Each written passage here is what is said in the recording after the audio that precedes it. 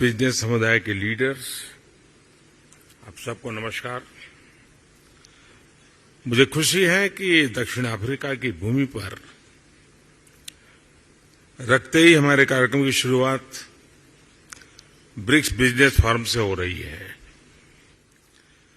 सबसे पहले मैं राष्ट्रपति रामाफोसा को उनके निमंत्रण और इस बैठक के आयोजन के लिए बहुत बहुत धन्यवाद देता हूं।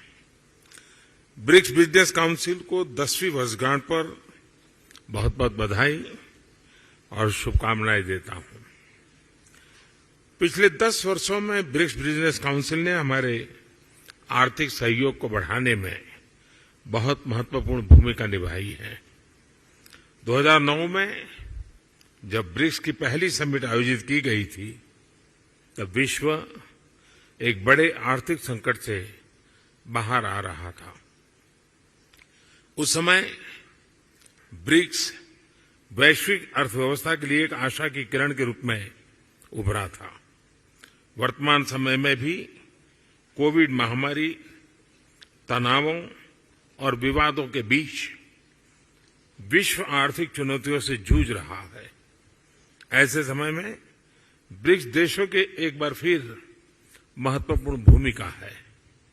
फ्रेंड्स, वैश्विक अर्थव्यवस्था में उथल-पुथल के बावजूद भारत आज विश्व की फास्टेस्ट ग्रोइंग मेजर इकोनॉमी है। जल्द ही भारत $5 ट्रिलियन इकोनॉमी बन जाएगा। इस बात में कोई संदेह नहीं कि आने वाले वर्षों में भारत विश्व का ग्रोथ इंजन होगा। यह इसलिए है क्योंकि भारत ने आपदा और मुश्किलों के समय को आर्थिक सुधार के अवसर में परिवर्तित किया। पिछले कुछ वर्षों में हमने मिशन मोड में जो रिफॉर्म्स किए हैं, उनसे भारत में ईज ऑफ डूइंग बिजनेस में लगातार बढ़ोतरी हुई है। हमने कंप्लायंस बर्डन को कम किया है, रेड टेप को हटाकर रेड कारपेट बिछा रहे हैं। जीएसटी और इंसॉल्वेंसी एंड बैंक्रप्सी कोड के लागू होने से इन्वेस्टर कॉन्फिडेंस बढ़ा है। रक्षा और अंतरिक्ष जैसे क्षेत्र जिनको प्रतिबंधित माना जाता था, आज प्राइवेट सेक्टर के लिए खोल दिए गए हैं। हमने पब्लिक सर्विस डिलीवरी और गुड गवर्नेंस पर विशेष रूप से ध्यान केंद्रित किया है। टेक्नोलॉजी के इस्तेमाल से भारत ने फाइनेंशियल इंक्लूजन की और एक बड़ी छलांग लगाई है। इसका सबसे अधिक लाभ हमारी ग्रामीण महिलाओं को मिला है। आज एक क्लिक से भारत में करोड़ों लोगों को डायरेक्ट बेनिफिट ट्रांसफर किए जाते हैं। अब तक $360 बिलियन से भी अधिक ऐसे ट्रांसफर किए जा चुके हैं। इससे सर्विस डिलीवरी में पारदर्शिता बढ़ी है और भ्रष्टाचार और मिडलमैन कम हुए हैं। प्रति गीगाबाइट डाटा की कीमत में भारत सबसे किफायती देशों में है। आज भारत में स्ट्रीट वेंडर से लेकर बड़े-बड़े शॉपिंग मॉल तक यूपीआई यानी यूनिफाइड पेमेंट इंटरफेस का इस्तेमाल किया जाता है। आज विश्व के सबसे अधिक डिजिटल ट्रांजैक्शन वाला देश भारत है। यूएई, फ्रांस, सिंगापुर जैसे देश इस प्लेटफॉर्म के साथ जुड़े हैं। ब्रिक्स देशों के साथ भी इस पर काम करने के लिए अनेक संभावनाएं हैं।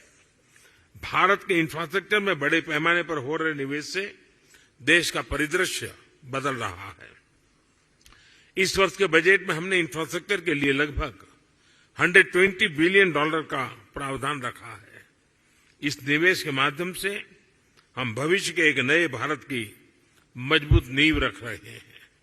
रेल, रोड, वाटरवे, एयरवेज हर क्षेत्र में तेज गति से बदलाव आ रहा है। आज भारत में 10,000 किलोमीटर प्रति वर्ष की रफ्तार से नए हाईवे बन रहे हैं। पिछले 9 वर्ष में एयरपोर्ट की संख्या दोगुनी हुई है। निवेश और उत्पादन को बढ़ाने के लिए हमने प्रोडक्शन लिंक इंसेंटिव स्कीम्स लागू की हैं। लॉजिस्टिक्स कॉस्ट कम होने से भारत का मैन्युफैक्चरिंग सेक्टर कॉम्पिटिटिव हो रहा है। रिन्यूएबल एनर्जी के क्षेत्र में भारत वर्ल्ड लीडर में से एक है। हम भारत को solar energy, wind energy, electric vehicles, green hydrogen, green ammonia जैसे क्षेत्रों में ग्लोबल मैन्युफैक्चरिंग हब बनाने के लिए सक्रिय रूप से कदम उठा रहे हैं। स्वाभाविक है कि इससे भारत में रिन्यूएबल टेक्नोलॉजी का एक बड़ा मार्केट बनेगा। आज भारत में विश्व का तीसरा सबसे बड़ा स्टार्टअप इकोसिस्टम है। भारत में इस समय 100 से भी अधिक यूनिकॉर्न है। आईटी, टेलीकॉम, फिनटेक, एआई और सेमीकंडक्टर्स जैसे क्षेत्रों में हम make in India, make for the world के विजन को आगे बढ़ा रहे हैं। इन सभी प्रयासों का सामान्य जन के जीवन पर प्रत्यक्ष रूप से सकारात्मक प्रभाव पड़ा है। पिछले 9 वर्षों में लोगों की आय में लगभग 3 गुना वृद्धि हुई है। भारत के आर्थिक विकास में महिलाओं की सशक्त भागीदारी रही है। आईटी से लेकर स्पेस तक, बैंकिंग से लेकर हेल्थ केयर तक महिलाएं पुरुषों के साथ कंधे से कंधा मिलाकर देश की प्रगति में योगदान दे रही है। भारत के लोगों ने 2047 तक एक विकसित राष्ट्र बनाने का संकल्प लिया है। फ्रेंड्स, मैं आप सभी को भारत की विकास यात्रा में शामिल होने के लिए आमंत्रित करता हूं। कोविड महामारी ने हमें रेजिलिएंट और इंक्लूसिव सप्लाई चेन्स के महत्व को सिखाया है। इसके लिए आपसी विश्वास और पारदर्शिता बहुत ही महत्वपूर्ण है। हम एक दूसरे की ताकतों को जोड़कर पूरे विश्व, खासतौर पर ग्लोबल साउथ के कल्याण में महत्वपूर्ण योगदान दे सकते हैं। एक्सेलेंसी, मैं एक बार फिर ब्रिक्स बिजनेस जगत के लीडर्स को उनके योगदान के लिए बधाई देता हूं। इस मीटिंग के शानदार आयोजन के लिए मैं मेरे मित्र राष्ट्रपति रामाफोसा का भी आभार व्यक्त करता हूं। बहुत बहुत धन्यवाद। तो इस वक्त की सबसे बड़ी खबर है, आप प्रधानमंत्री नरेंद्र मोदी को सुन रहे थे, जिन्होंने तमाम बड़ी बातों का जिक्र किया। ब्रिक्स बिजनेस फोरम में प्रधानमंत्री ने कहा कि किस तरीके से भारत आगे बढ़ रहा है, भारत विश्व का ग्रोथ इंजन होगा आने वाले वर्षों में, ये उन्होंने कहा। और ये भी कहा कि वैश्विक स्तर पर अर्थव्यवस्था जब उथल पुथल मची, उसके बीच भारत फास्टेस्ट ग्रोइंग इकोनॉमी बनकर उभरा है। भारत जल्द तीसरी बड़ी अर्थव्यवस्था होगी, करोड़ों लोगों को डीबीटी से फायदा। साथ ही साथ इस दौरान प्रधानमंत्री नरेंद्र मोदी ने डिजिटल ट्रांजैक्शन का जिक्र किया और ये कहा कि किस तरीके से इसमें लगातार कदम उठाए गए भारत की तरफ से।